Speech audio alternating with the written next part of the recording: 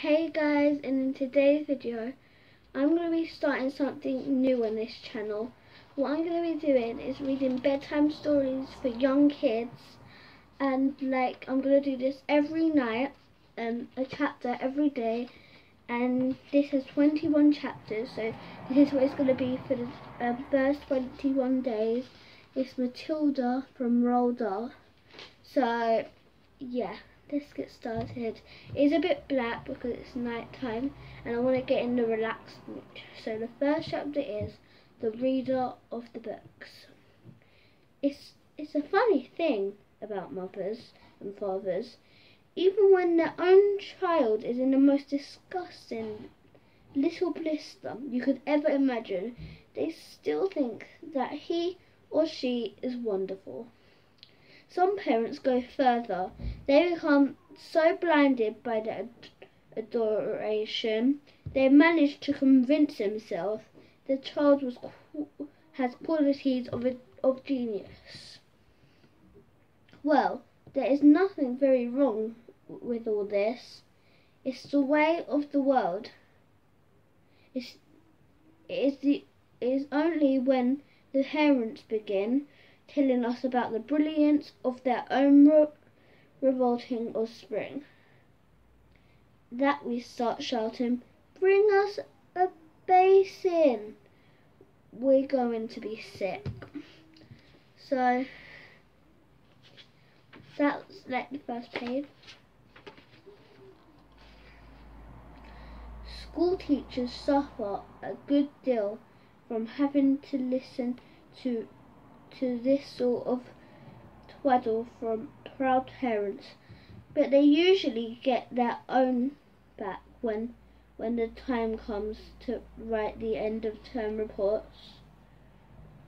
If I were a teacher, I would cook up some real scorchers for the children of doting parents. Your son Maximilian, I would write in total washout. I hope you have a family business you can push into when he leaves the school, because he sure as heck won't get a job anywhere else. Or if I were feeling lyrical that day, I might write it. It is a curious truth that grasshoppers have their hearing organs in the side of their abdomen. Your daughter, Vanessa, judging by what she's learnt this term, has no hearing organs at all. I might even delve deeper into natural history and say the periodical cicada spends 6 years as grub underground and no more than 6 days as free creatures of sunlight in the air. Your son Wilfred has spent 6 years as a grub in the school, and we are still waiting for him to emerge from the crystals. A particularly poisonous little girl might sting me into saying Fiona has the same glacial beauty as an iceberg, but unlike the iceberg, she has absolutely nothing below the surface. I think I might enjoy writing end of term reports for the stinkers in my class, but enough of that, we have to get on.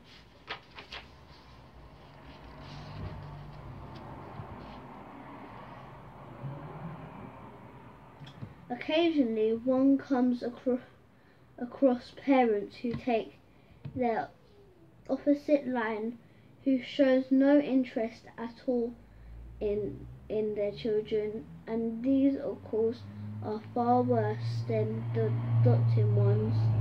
Mr. and Mrs. Wormwood were two such parents. They had a son called Mitchell and a daughter called Matilda, and their parents looked upon Matilda in particular as nothing more than a scab. A scab is something that you have to put up with until the time comes, and when you can pick it off and flick it away. Mr. and Mrs. Wormwood looked forward enormously to the time when they could pick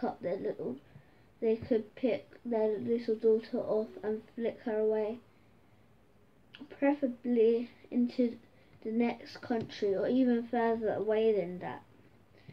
It is bad enough when parents treat ordinary children as though they were scabs and bunions, but it becomes somehow a lot worse when the child is extraordinary, and by that I mean sensitive and brilliant. Matilda was both of these things, but above she was brilliant. Her mind was so nimble, and she was so quick to learn that her ability should have been obvious even to the most half-witted of the parents. But Mr. and Mrs. Wormwood were both so gormless and wrapped up in their own silly lives that they failed to notice anything unusual about their daughter. To tell you the truth, I doubt they would have noticed that she had crawled into their house with a broken leg. Matilda's brother Mitchell was a perfectly normal boy, but the sister, as I said, was something to make your eyes pop. But by the age of 1.5, her speech was perfect, and she knew as many words as most grown-ups. The parent, instead of applauding her, called her a noisy chatterbox and told her sharply that small girls should be seen and not be heard. By the time that she was 3, Matilda had taught herself to read by studying newspapers and magazines that lay around the house. At the age of 4, she could read fast and well, and she naturally began hankering after books. The only book in the whole of the enlightened household was something called Easy Cooking, belonging to her mother, and when she had read this from cover to cover and had learned all the recipes by heart, she decided she wanted something more interesting. "Daddy," she said, "do you think you could buy me a book?" "A book?" he said. What do you want with a flaming book?" "To read, Daddy." "What's wrong with the telly, for heaven's sake?" "We've got a lovely telly with 12-inch screen, and now you come asking for a book? You're getting spoiled, my girl."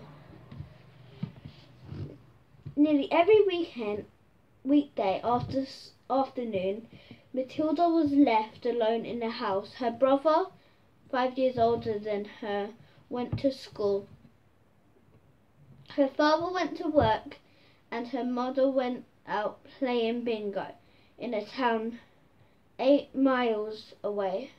Mrs. Wormwood was hooked on bingo and played it 5 afternoons a week.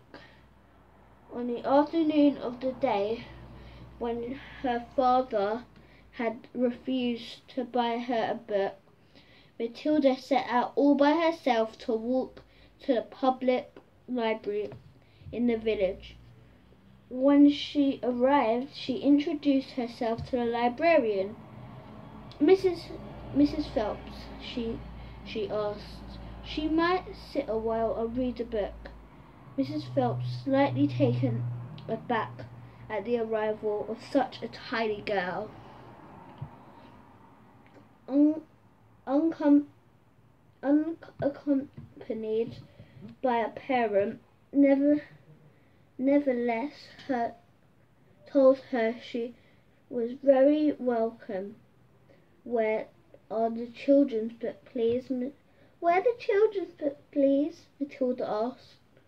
They're over there on the lower shelves, Mrs. Phelps told her. Would you like me to help you find one, a nice one with lots of pictures in it? No, thank you, Matilda said. I'm sure I can manage. From then on, every afternoon, as soon as her mother had left for bingo, Matilda would toddle down to the library. The walk only took 10 minutes, and this allowed her 2 glorious hours sitting quietly by herself in a cosy corner, devouring one book after another. When she had read every single children's book in the place, she started wandering around in search of something else. Mrs. Phelps, who had been watching her with fascination for the past few weeks, now got up from her desk and went over to her. Can I help you, Matilda? She asked. I'm wondering what to read next, Matilda said. I finished all the children's books. You mean you've looked at all the pictures? Yes, but I've read the books as well. Mrs. Phelps looked down at Matilda from her great height, and Matilda looked right back up at her. I thought some were very poor, Matilda said, but the others were lovely. I liked The Secret Garden best of all. It was full of mystery, the mystery of the room behind.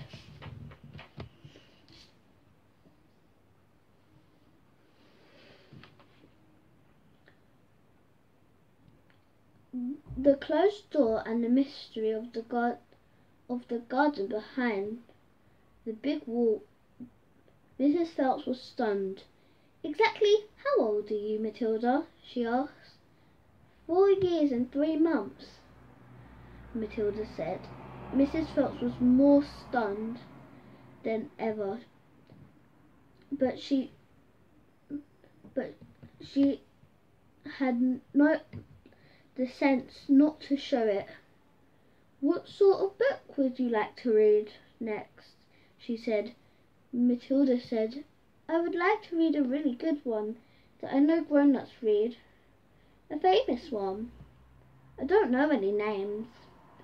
Mrs. Phelps looked along the shelves, taking her time. She didn't quite know what to bring out. How, she asked herself, does one choose a famous grown-up book for a 4-year-old girl? Her first thought was to pick up young teenagers' romance of the kind that is written for 15-year-old schoolgirls. But for some reason, she found herself instinctively walking past a particular shelf. Try this, she said at last. It's very famous and good. If it's too long for you, just let me know and I'll find something shorter and a bit easier. Great Expectations, Matilda read, by Charles Dickens. I'd love to try it. I must be mad, Mrs. Phelps told herself. But to Matilda she said, "Of course you may try it." Over the next few afternoons, Mrs. Phelps could hardly take her eyes off the small girl sitting for hour after hour in the big armchair at the far end of the room with one book on her lap. It was necessary to rest.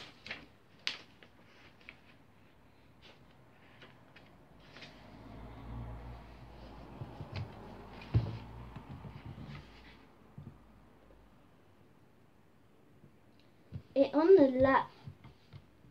the lap because it was too heavy for her to hold up, which meant she had to sit leaning forward in order to read. And a strange sight was in a tiny dark haired person sitting there with her feet nowhere near the floor, touching the floor, totally absorbed in the wonderfulness adventures of Pip and the old Miss Havisham and her cobwebbed house by the spell of magic that Dickens, the great storyteller, had woven with his words. The only movement from the reader was the lifting of the hand every now and then to turn over a page, and Mrs. Phelps always felt sad, and when the time came for her to cross the floor and say, "It's 10 to 5, Matilda," during the first week of Matilda's visits, Mrs. Phelps had said to her, "Does your mother walk you down here every day and take you home?" "My mother goes to Asbury every afternoon to play bingo," Matilda had said. She doesn't know I come here. "But that's surely not right," Mrs. Phelps said. "I think you'd better ask her." "I'd rather not," Matilda said. "She doesn't encourage reading books, nor does my father." "But what do they expect you to do every afternoon in an empty house? Just mooch around and watch the telly?" "I see. She doesn't really care what I do," Matilda said a little sadly. Mrs. Phelps was concerned about the child's safety.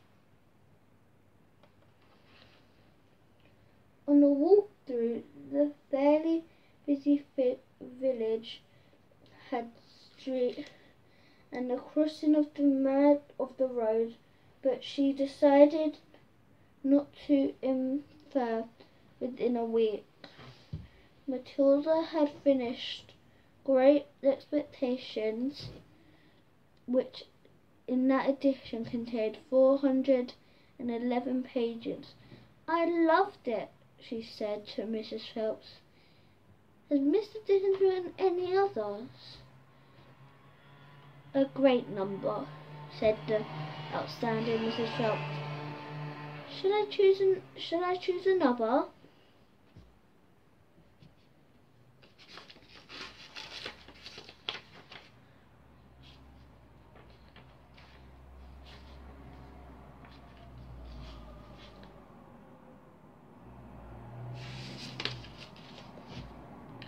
Over the next 6 months, under Mrs. Phelps' watchful and compassionate eye, Matilda read the following books: Nicholas Nickleby, Oliver Twist, Jane Eyre, Pride and Something, Tess of the Burville's Gone to Earth, Kim, The Invisible Man, The Old Man and the Sea, and the Sea, The Sounds and the Fury, The Great Wrath,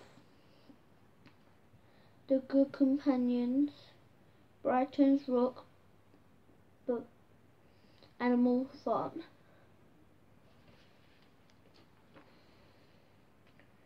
It was a formidable list, and by now Mrs. Phelps was filled with wonder and excitement. But it was probably a good thing that she did not allow herself to be completely carried away by all of it. Most anyone else witnessing the achievements of a small child would have been tempted to make a great fuss and shout the news all over the village and beyond, but not so Mrs. Phelps. She was someone who minded her own business and had long since discovered it was seldom worthwhile to interfere with her other children. Mr. Hemingway says a lot of things I don't understand, Matilda said to her, especially about men and women, but I loved it all the same. The way he tells it, I feel I'm right there on the spot watching it all happen. A fine writer will always make you feel that, Mrs. Phelps said. And don't worry about the little bits you can't understand. Sit back and allow the words to wash around like music. I will. Did you know, Mrs. Phelps said, that the public libraries like this allow you to borrow books and take them home? I didn't know that, Matilda said. Could I do it? Of course, Mrs. Phelps said. When you've chosen the book you want, bring it to me so I can make a note of it. It's yours for 2 weeks. You can take more than one if you wish.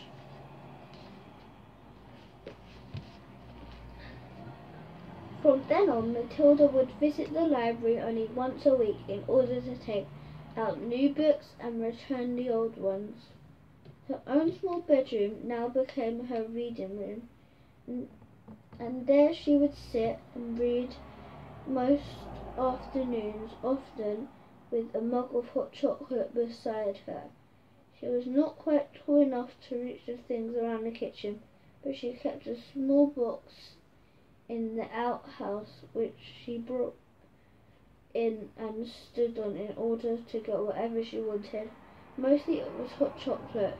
She made warming the milk with a saucepan on the stove before mixing it.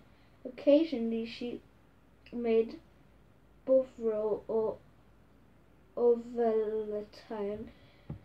It was pleasant to take hot drinks up to her room and have it beside her as she sat in her silent room reading in the empty house in the afternoon. The books transported her into new worlds, just introduced her to amazing people who lived exciting lives. She went on olden days sailing ships with Joseph Conrad. She went to Africa with the Ernest Hemingway and to India with Rudyard Kipling.